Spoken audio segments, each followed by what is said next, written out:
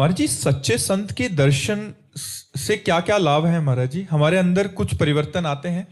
जी, सबसे पहला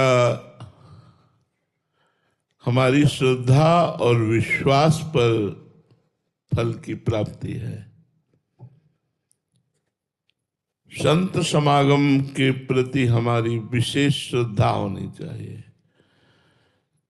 भवानी शंकरो वंदे श्रद्धा विश्वास रूपिणो याभ्याम विना न पश्यन्ति सिद्धा स्वांतः स्तमीश्वरम।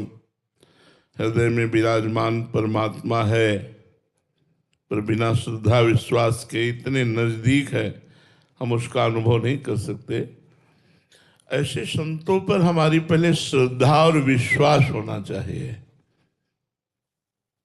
जैसे एक दोहे में कहा, संत मिलन को चालिए तज माया अभिमान, ज्यों ज्यों पग आगे बढ़े कोटिन यज्ञ समान।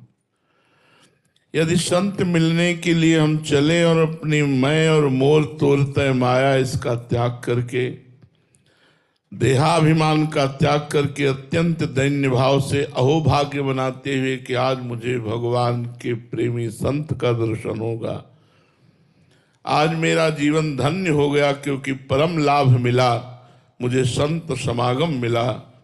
उमा संत समागम शम न लाभ कछुआन। ओहो, भगवान हम पर कृपा किए, अब मोहि भाव भरोस हनुमंता, बिन हरि कृपा मिले नहीं संता। आज भगवान की विशेष हमारे ऊपर कृपा है। ऐसे भाव में भरा हुआ संत के सामने गया, साष्टांग लौट गया। ओ, आज तो भगवान के ही दर्शन हो गए, आज तो मैं कृतकृत्य हो गया। तो सबसे पहला कार्य होगा, संत दरस जिम पातक टरई।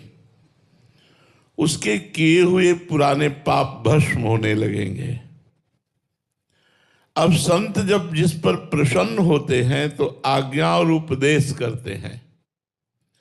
श्रद्धा और विश्वास प्रबल होने के कारण वो संत आज्ञा और उपदेश पर ध्यान देता है।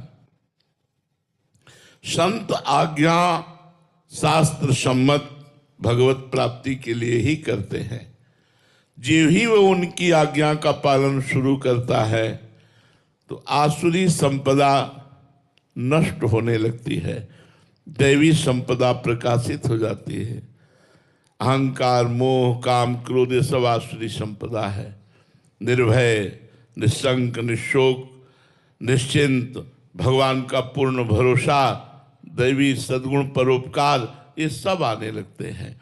कुछ समय बाद यदि वो संत समागम चलता रहा तो स्वयं संत बन जाता है, वो स्वयं भगवत स्वरूप को प्राप्त कर लेता है।